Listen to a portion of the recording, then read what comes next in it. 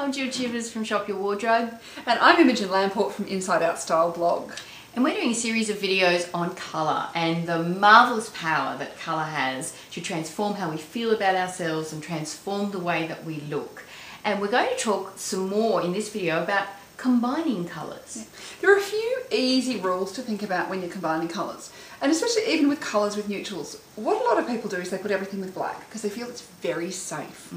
But one of the things we've done, and this is the joy of having a colour swatch, is we've put the colours that work with the neutrals together. So you don't have to go around and think up what do they work. So for example, if you look at this swatch, which is my swatch, and Jill will hold up her swatch, look at how different these neutrals are to each other. But notice that my colours work with my neutrals and Jill's work with her neutrals. Yes. Because those colours have been specifically chosen because they've got similar and related colour properties. Yes. So when you're thinking about combining colours, think about taking the value of the colour and combining it with another one of similar value. So for example, if I take a light pink like this, rather than putting it with, say, a dark green like this, I'm going to take it and put it with another light green.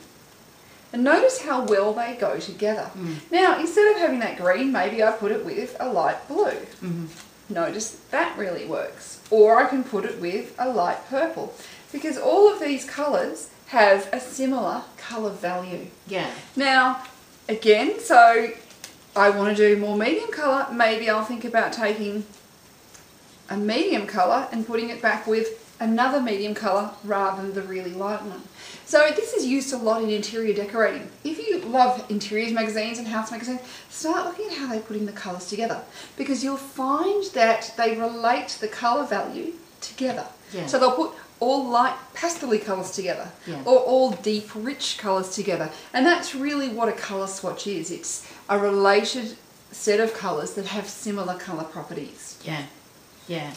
One of the things that I think is also important when thinking about colour combining is to take your best neutrals. And for a lot of us, those neutrals are often dark. Black is the default. But whatever yours is, so for me, one of my default neutrals is chocolate instead of black. And if I'm doing a presentation, one of the combinations that I will do is take quite a dark colour and combine it with one of my signature colours. Because for me, that gives me some pop with a signature colour up near my face, but it gives me a nice safe solid neutral that sort of anchors my look on the bottom half. But it's an interesting combination, and so much more interesting and better for me than, say, a red with black. Yes, and the black would look quite harsh on you versus the brown just flows through and it continues on with the harmony. Yeah. So yeah, so a dark neutral, you can put a lot of colours back with a dark neutral. Yeah. And in fact, I've had clients who've read the Twinning in Susanna which said you cannot put a pastel with black.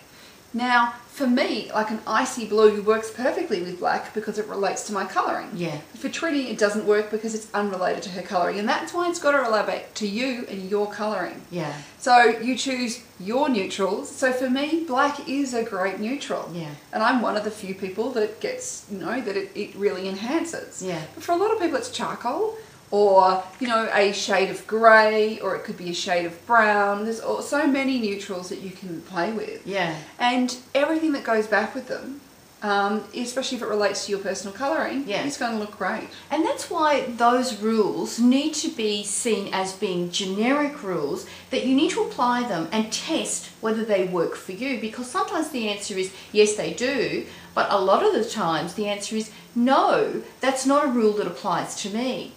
And another example of colour combining is on this trip to Melbourne, I've brought a pair of pants in this kind of taupey colour. And I have one of my signature colours in a jacket that I've been wearing almost every day, that I've been here in your lovely spring Melbourne weather.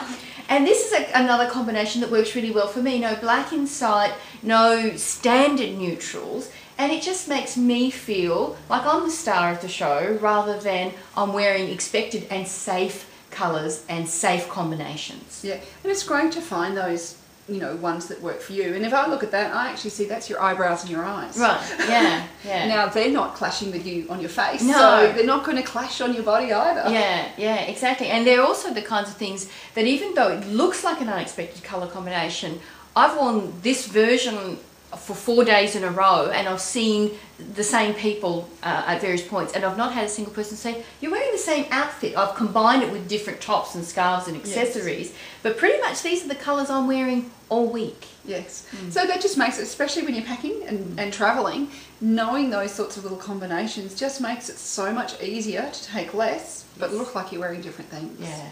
And really that's what colour's all about, giving you more choices. Yes. Thanks, Jill. Fantastic.